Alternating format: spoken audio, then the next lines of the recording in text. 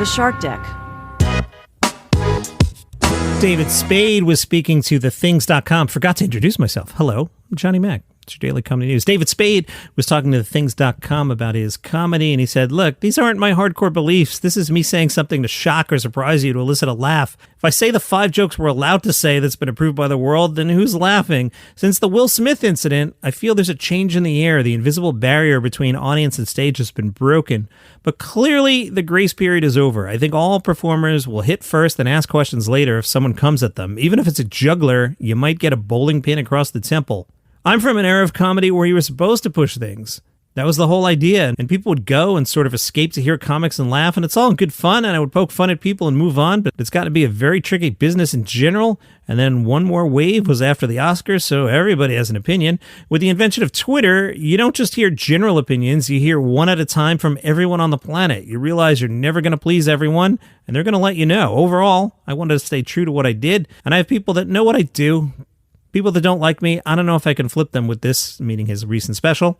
It's a fine line between being able to make fun of everyone and having to stay away from people. Some people, some religions, some places would be like, hey, treat me like everyone else, make fun of me like everyone else, and respect me like everyone else. It's all just a level playing field ideally. Now it's not in reality, and everyone shies away from everything.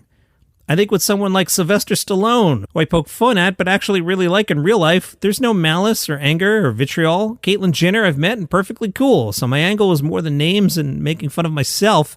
He also spoke about Dave Chappelle and said, I respect Chappelle and I respect most comedians.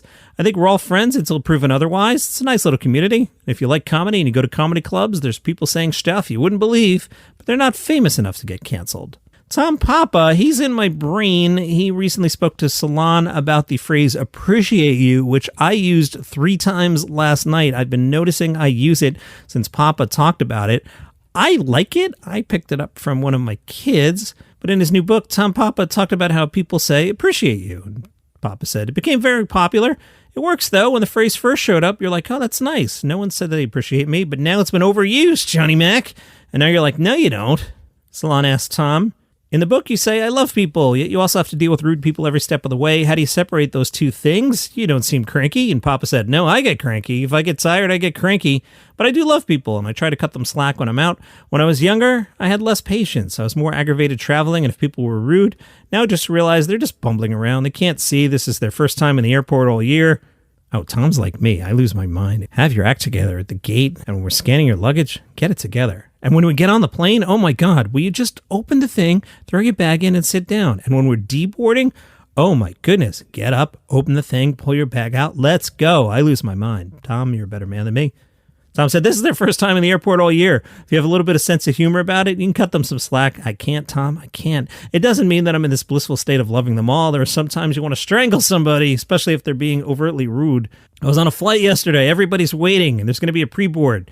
There's going to be 50 people that do that. This one guy, he was like a housefly. He was going to board before everybody. He kept trying, and everyone's looking at him. He's violating the social contract of all of us. He's trying to jump the line. You could feel everybody getting aggravated. I'm watching him. I'm like, I hope he doesn't make it. I really hope he doesn't make it. They finally got past the pre-boards, and when he tried, they turned him back, and he had to go back through the crowd. It was so satisfying. It felt so good. It was a little triumph.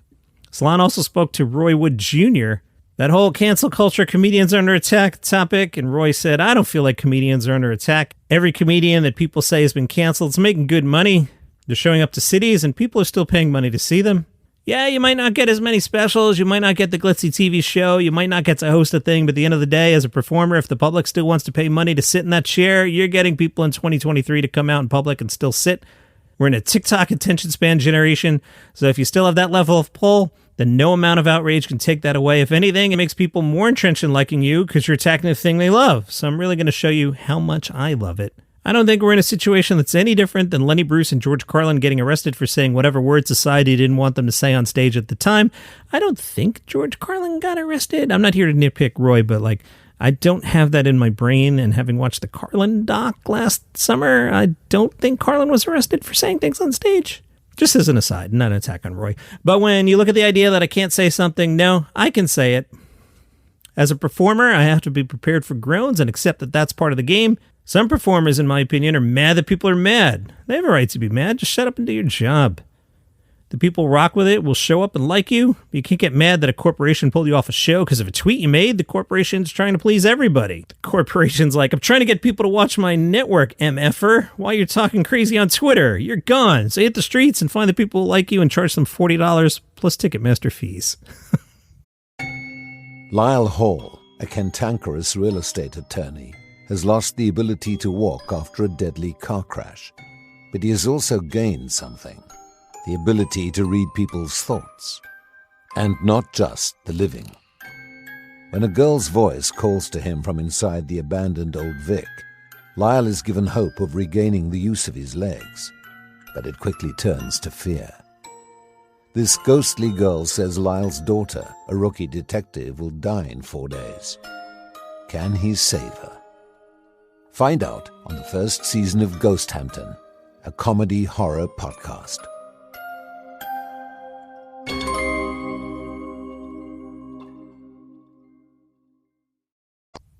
It's award season, so there's a lot of articles about, hey, remember this cool thing we made? We should win an award, right? The LA Times did one of those about Weird, the Al Yankovic story, which is fantastic if you haven't watched it. Director Eric Chappelle said, we had to make a lot of choices in prep to make our days, talking about shooting schedule. Our approach was to be as economical as possible with what we were shooting.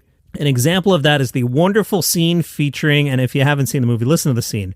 There's Wolfman Jack, who's played by Jack Black, Andy Warhol, Conan O'Brien, Salvador Dali, Emo Phillips, Pee Wee Herman, played by Jorma Taccone, Alice Cooper, played by Akiva Schaffer, and Queen bassist John Deacon, played by David Dastmalchian, who Daniel Radcliffe says steals the scene. I agree. The urgency of this shooting schedule was something Daniel Radcliffe felt comfortable in. He said, if there had been more time, I would have been nervous performing the songs. Appel said, we did get about a week of prep time with Daniel before shooting, but I think what captures the live energy of the performances is that we can only do them a couple times, so it was almost like we were doing them live. Amy Poehler and Tina Fey are out on the road. They spoke to The Hollywood Reporter, who pointed out, hey, there's no LA or New York dates in this latest batch. Are you forcing us to go to Vegas to see the show? Tina Fey said, I would never force anyone to go to Vegas, but I might force you to go to Austin. Amy said, I do think we're going to do New York and LA later, probably for a longer run. We just have to figure that out. Well, how are you pacing the dates, guys? Tina said, we definitely work backwards from school calendar, first and foremost, Amy said, and then our professional obligations. But it's been cool landing in a city for 3 or 4 days to do a bunch of shows together in a pocket, rather than being out on the road for months and months at a time. They just played Atlantic City. How does that crowd compare to, say, Chicago? Amy said, Atlantic City's its own country. Tina said, there's not that much of a difference, but we're learning that some cities really like hearing jokes about themselves. Amy says that Boston loves hearing jokes about Boston. Amy said, yeah, if you're in Boston, every time you mention the word Boston or any town near Boston, you're golden. Whereas Atlantic City wasn't so much like, this is your hometown. It was like, you've driven to this casino. And that is your comedy news for today. Follow the show for free on Apple Podcasts, Spotify. If you're on YouTube, what are you going to do? You're going to smash the like button. John, why do you keep saying that? I don't know, because I go on YouTube and everybody who's like 23 years old is always like, ring the bell, smash the like button. And I think it's ridiculous. See you tomorrow. Who doesn't like vacations? Do you need some inspiration for your next road trip? Are you excited to get out there and explore the world again? Hi, I'm Johnny Mac. My podcast is called Travel is Back. Travel is Back is travel for regular people. We hop in the car, we fly coach, we use our miles, we eat at normal places, we stay at normal places. So what I do is I hop in the car and I grab my portable recorder and I go somewhere. Season 3 kicks off with a road trip to Key West. You can check out the back catalog. There are popular episodes covering Chicago, Nashville, Vancouver, Seattle, a whole bunch more. Travel is Back, road trips for regular people. Follow the show on Apple Podcasts or wherever you get your shows. These are quick, these are casual, and it's for regular people like you. Travel is Back.